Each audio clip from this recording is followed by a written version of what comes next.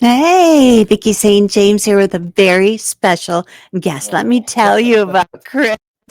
Okay, so Chris Hale, they, them, is a coffee fueled arts administrator passionate about building vibrant, inclusive, creative communities. Originally from San Antonio, Texas, they now serve as managing director of the Cedar Falls Community Theater, housed in the historic Astor Region Theater. Chris also leads as board president of Main Street Waterloo. So exciting, and contributes as a steering committee member for the Limelight Cedar Valley. In addition to their administrative work, Chris is a freelance stage manager and intimacy choreographer for live performance, bringing both logistical precision and emotional care to the stage. They hold a Bachelor of Arts in Applied Music from Wartburg College, along with certifications in digital marketing from the American Marketing Association, adult mental health, first aid through the International Council for Mental Well-Being, and intimacy direction from Theatrical Intimacy Education. Chris's leadership and creative impact have earned them recognition as a 20 under 40, a recipient, and a Governor's Volunteer Award honoree. Amazing. When not immersed in theater, you'll find Chris enjoying strong coffee, delighting in weird art, and just enough trouble to keep life interesting. Welcome to the show, Chris. thank you so much for Oh, having me. It's great my to be here. pleasure. My pleasure. So tell us about your position as managing director of the Cedar Falls Community Theater. Sure. So I started working at the theater 2 years ago now. My role really is all of the fun stuff that happens before you get to sit in your seats and see the show. Ah, So all of the yes. marketing, all of the fundraising and development work, the thinking about programming and all of that fun stuff. Wow. Not entirely artistic. There's some plenty amazing folks at the theater that handle the artistic stuff, but Yes. I'm really working on the operations of the theater company. Wow, that's amazing. And tell me, Chris, what do you like most about your position? Oh, it's hard to narrow it down to just one thing. I love Yes. it all, but I do really love that every day feels different. I'm not doing the same thing every single Oh, day. wonderful.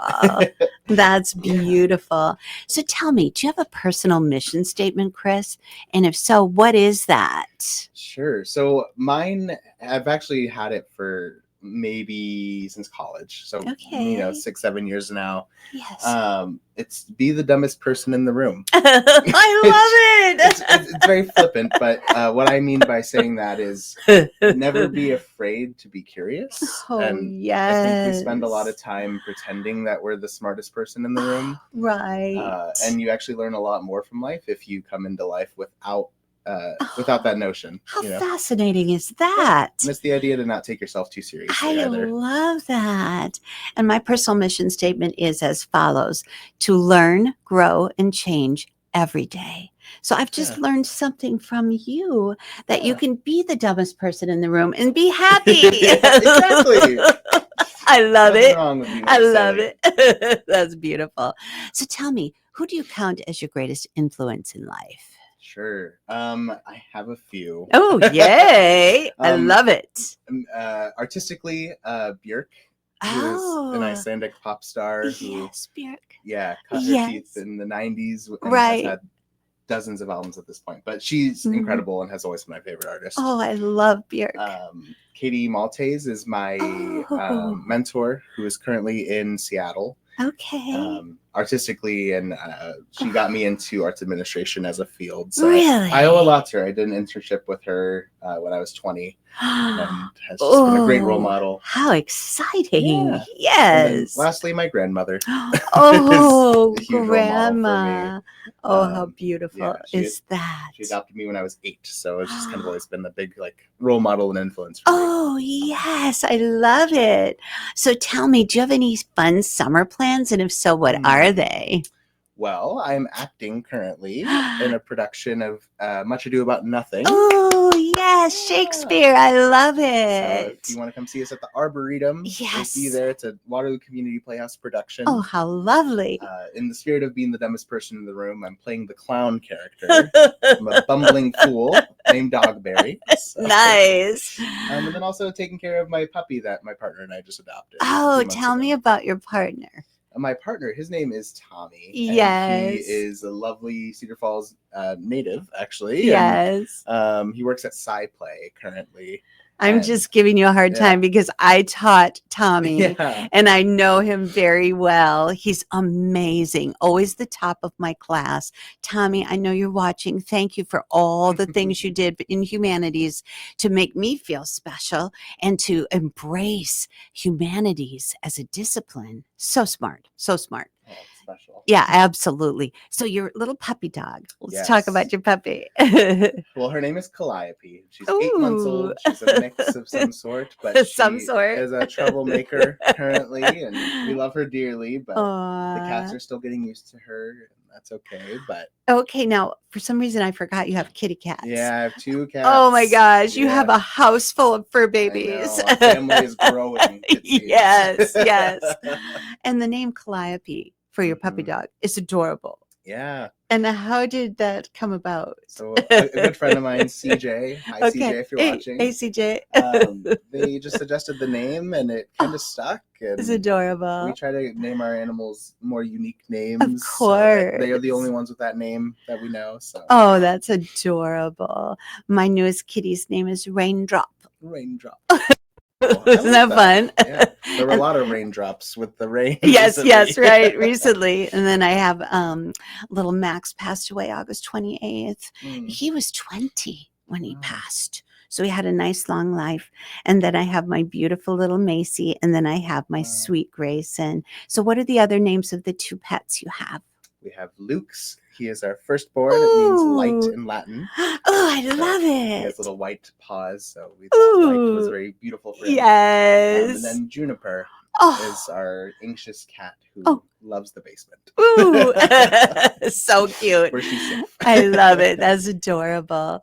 So tell me, do you have any fun childhood stories? I do. Tell us about them. So being a theater artist, many Yes. folks ask, how are you so confident when you get on the stage? Yeah, Or, right? is it scary to be up there? I could never do that.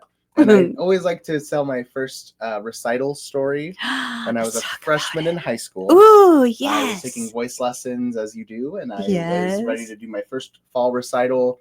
I was preparing all semester. Close Every Door to Me from Joseph and the Amazing Technicolor Dreamcoat. Yes. A really beautiful ballad. I'm not Beautiful. sure why a 15-year-old was singing that. Yes, that right. Young, but I got on stage and they started the opening chords to give the intro, and then my first line came, and I blanked. Oh, And I no. was devastated.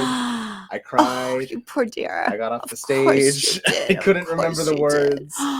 Oh. So even the people that you admire and see on the stage have Right. stage fright too, and Yes. we've come from humble beginnings. Right. Exactly. So Oh I love my telling that gosh. story. Yes. And so somehow you were able to put that all behind you Yeah, and get back on stage again. exactly. That next time, what Mhm. was it like? Much better. So I went Oh, on to study music at Wartburg College. there you and go. studied with the great Dan Gast. And he Okay. Ooh, really helped yes. a lot with my stage fright and being Okay. able to kind of command a room and Wonderful. come up with presence. Yes. So Yeah. it had been a few years. Been a few years of growth. And, Growth, lots of growth. even still, every time you step onto the stage, everyone has their own rituals. So Yes. I have a poem that I recite in my head that I've done for like 8 years now. Really? Yeah. Can you share that poem? The title Sure. of it? Yeah. It's called Our Greatest Fear by Marianne Williamson. Oh my gosh! Yeah. Brilliant. And the opening line is, our greatest fear is not that we're inadequate, it's that we're powerful beyond measure. Wow. Yeah. So Profoundly stated. it helps center me and get Of me ready. course. I love that. So if you're listening or you're viewing us right now and you're thinking, oh, I want to be on the stage, but I don't think I could do it, take it from someone who's been there and knows exactly what you're going through. You can do this. Do it. Yes, you can do this. So tell me, what would you say is your biggest failure? And Mm. what did you learn from that experience, Chris? Sure. So failure, I would say, also a regret. But Mhm. when I first started college, I wasn't quite certain what I wanted to do, or I wasn't taking things as seriously as I thought I should have, or as I Sure. probably should have. Of course. So with my music studies, I wasn't in the practice room as much as I should have been. Mhm. I wasn't reading the textbooks and for music history as much as I Oh, should have. sure, of And it took me a few course. years to realize how important those things were. Right, And that you're exactly. kind of in control of your own learning and your own Ye- opportunities you create for yourself. So I would say Yes. not taking my academics seriously until I turned about 20 was Okay, a pretty big one. sure. So Oh, that's so important. yeah. And I didn't start my college career until I was 40. So I kind Wow. of, on one hand, I look at it as a failure that I waited so long. But then at the other hand, I was there for 15 calendar years Yeah, until 55 because I loved it. And I wouldn't have loved it as much when I was younger. I agree. Right? Hmm. As you grow, you change and you embrace learning in a totally different way. It's Yeah. like a big tapestry on your wall, and there's this change and this change. And that's the beauty of life. Yeah. So tell me, what about career related endeavors? Do you have any new ones? Sure. Yeah. So I'm actually directing my very first play here. Really? Yeah. It'll go up in September at Cedar Falls Community Theater. Wonderful. Yay! So I'm Yes. super excited about that. Oh, We'll audition it in July. So okay. I'm getting prepared for auditions and getting folks Yes. excited about auditioning, and I'm really excited to try something new that Right. I've met a lot of really great directors over the years, and I've picked up some good things, some maybe not so good things, and I'm ready to find my own way and see Right. how I do. And Sweet. yeah, So, what is the title of the play? it's called Maple and Vine. Oh, Yeah. okay. And what genre of play? Sure. So it is a black box, like small cast. It Ooh. is essentially about this couple, Ryu and Katha, Uh-huh. who are living in the 21st century, and they're a little tired of the way their life is going.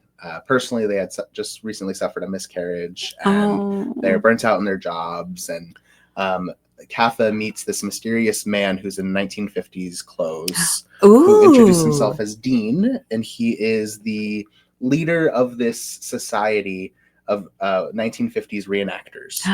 And they go live in this community and pretend that they're in the 1950s. They wear the clothes. Oh my Get rid of the gosh. technology. Oh, And cool. So cool. yeah, Ryu and Katha throw out their 21st century life to go live in the 50s. Oh my And they gosh. realize it's not as they seemed. It has some like Twilight Zone kind of themes to Yes. it. Yes. So I'm really excited about that. It has some fun, interesting parallels to today. Yeah. Yeah, so I'm very excited about it. Very exciting. So, how does it compare to be a director compared to being on stage for the play as far as what your enjoyment level is? Yeah, I guess I'll know this summer. But Yes. Yes. it's Just projecting. yeah, exactly. I Yeah. think it's going to be interesting to think about how I would do something on the Yes. stage, and not to Yes. impose that upon an actor, Of but course to let them not. learn themselves and to let them explore for themselves what to Right. do. So I'm excited about it. Yes. Very cool. So, for someone who's unfamiliar with the term, tell us, what is theatrical intimacy education? Sure. So intimacy, directing, choreography, education is all about how we tell intimate moments, stylized intimacy in stage or screen, in Yes. ways that honor the actor's boundaries.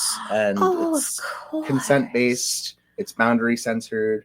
Oh, It's beautiful. essentially how we make sure that we're telling the story intended by the playwright that works for the director's vision, Yes. but also for the boundaries of the Yes. actors who are performing the action. Oh, So and so many actors and actresses from the past would thank you because this is a newer thing. mhm. And so many people have been hurt, I can only imagine, by some of these intimate scenes. Is Yeah. that correct? Yeah, I would say so. And it's also just, it's awkward what we have to do, right? It's awkward. To meet someone that you've never met before, and Right. I'm gonna have, if you're on Broadway, I have to kiss you eight times a week, Yes. and then I get to go home to my partner. Right. And so figuring out how to basically make some like parameters around Yes. the experience and Yes. tell something ethically. And yeah, the biggest thing, in high school, I for love it. example, you would hear if you had a kiss on stage, well, just kiss them.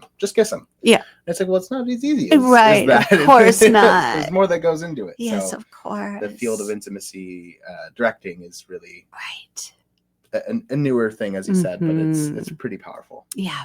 I'm reading, I love to read, and I'm reading Val Kilmer, the late, great Val Kilmer's autobiography / memoir, I'm Your Huckleberry. And he talks about those kinds of things. And, he played, I just ordered the Guthrie opening night for the Shakespeare play that he starred in back in 1982, because I just want to have that as a memoir of him. But, he talks about having to kiss someone and being in a relationship with someone else and the drama that ensues, and it's difficult. So thank you for seeing the importance of this issue and being educated in it. Sure. I love it. Yes. So tell me, do you have a bucket list, Chris? And if so, what is on that list? Well, I talked about Björk a little bit earlier, but I would love to see her live. Yes. I think she doesn't come stateside as much as I would like. You got to do it. I got to do it. Yes. So make it anytime happen. she announces a tour, I'm like, okay, I'm going to book a ticket. I'm going to go see her in Iceland. I'm going to go see her in Germany or wherever she's playing. And you got to get the meet and greet. Exactly. Yes. I would die if I met her. You're going to do it. It's going to happen. I love it. I love that so that's much. top of the bucket list for me. Yes. Okay. So switch the direction a little bit. Do you have any pet peeves? Oh, goodness. And if so, what are they? Well, being from a larger city in San Antonio, there is a different way of driving in Iowa that I've learned, and Iowa drivers tend to not be my favorite. So okay, being slow or indecisive on the road is a pet peeve of mine. Of course. And then also just like inflexibility in general, like people who are very set in exactly what they want. Yes. It's good to like put your foot down and have boundaries, but inflexibility is right. I think a crutch that we don't Yes. Inflexibility. Yeah. Exactly. Yeah. I hear you wholeheartedly. So tell me, what do you like best about being managing director of the Cedar Falls Community Theater? It's a great question. I just love that everything, I get to have my hands in so many different things. So one day I might be working on a brochure that's going to hit 3,000 mailboxes. Ooh, some days I might be writing a grant for a youth program that's going to help students in Cedar Falls and the Cedar Valley in general. So getting to have a hand in multiple parts of the organization is always really interesting to me. I'm never bored. No, never bored. And then just getting to help give Cedar Valley artists a stage, both figuratively and literally. To perform their art and also to grow in their art and discover a new passion or rekindle a passion at times. It's really special. Right. So earlier in the conversation, you used a term that I'm not super familiar with, and perhaps our viewers aren't. Black box. Sure. So let's talk about black box. Yeah. So a black box like style of theater is talking about the stage space. So it's normally a smaller room. It tends to be black walls and stuff, but it doesn't have to be. Interesting. But the style of theater is typically smaller casts.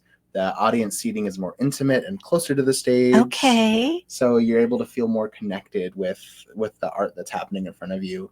Wow. If you come to the Oster region and you see a show on our main stage, that's called a proscenium style of stage. Oh, okay. You have the big archways framing the stage. Yes. There's distance between yourself as the actor and the audience. Yes. In a black box, that distance is shortened so much that I saw a black box at Steppenwolf Theater in Chicago a few weeks ago. Ooh. It was really amazing. And when there was a fight between a son and his father, and you could see the father's like spit coming out. Oh my gosh! Yelling. Yes, which is gross, but also like but so very powerful. Cool. Yeah. Yes, and it made it feel the stakes were so much heightened because I was part of the action.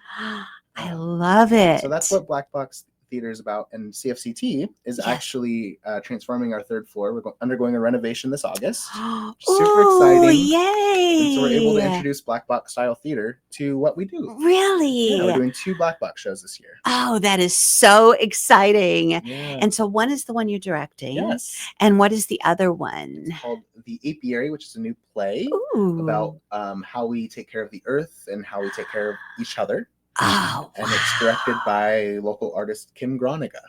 Oh, Kim. She's a She's professor great. at the University of Northern Iowa. She sure is. Yeah, she's amazing. Yeah, Oh, wow. we love Kim. So yes. it's a pretty heavy play for sure, all about the extinction of honeybees and what that does to our planet. Fascinating. Yeah. I love It's a great show. it. Oh, I'm going to have to check out some of the black box productions. Mhm. That's really exciting. So I just remember that beautiful room when we'd have parties up there. Mhm. That was called the Deary Room at the time. Yeah. And I have great memories up there. And to imagine seeing a play there, that is the coolest thing ever. The Yeah. energy of that room Yeah. and the closeness. I love it so much. So if you could be remembered for one thing, Chris, and one thing only, what would that be? That's a really hard question. It is a hard question.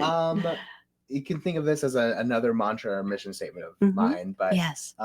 saying what you mean and meaning what you say Oh, is something that I'd love to be remembered by. So yes. I think often it's pretty easy to speak around what you're trying to say and not say the Right. direct thing. Exactly. It's a Midwest thing, I think, Yes. that I've learned as I've moved here, but it's much easier just to be direct Yes. and honest, but also kind. Yes, also kind. And then when you do say something, stick by it. Yes. And if you say you're going to do something, do it. And that's what I'd love to remember by. Exactly. Just do it. Yeah. Yes, yes. Okay, so how can our viewers find you on social media and the web? Sure. So if you want to follow the Cedar Falls Community Theater, we're on Facebook and Instagram, or our website is mycfct.org. You want to stay up to date with me, I have an Instagram that's Chris Creates Theater, and it's all about my freelance work, but also my professional work with CFCT. Oh, I love it. Yeah. I'll have to get on Instagram. I'm not on there yet. You should. I should definitely Vicki St. do James that. Instagram. Yes, Coming there you soon. go. It's coming soon. Okay, so any closing thoughts, Chris? I would just say keep supporting live arts. Yes. It's really important, especially today when there's a lot of uncertainty regarding to things like funding or yes, of course. It's just really important to share your support of the arts. Yes. Not only from like a keep this thing alive, this art form alive, but also from the standpoint that the arts do good for people. Oh, so good. You connect with your neighbor through the arts. You can learn about yourself. There's a lot of self-discovery that comes through supporting the arts. So go see a show this summer. Yes, go see a walk through a gallery. Yes. Or, stop by an exhibition. Make some art. Yes, life-changing. Yeah. Absolutely. Thank you so much, Chris, for being with me today. It's an honor to have you here. Yeah, thank you so much, Vicki. My pleasure. Will you come back again and do it with me? Of course. Yay! Yes, I would love to. More to follow, ladies and gentlemen. Vicki St. James and Chris Hale, thank you so much for being with us. Have a wonderful, wonderful day. Thank you. Yes.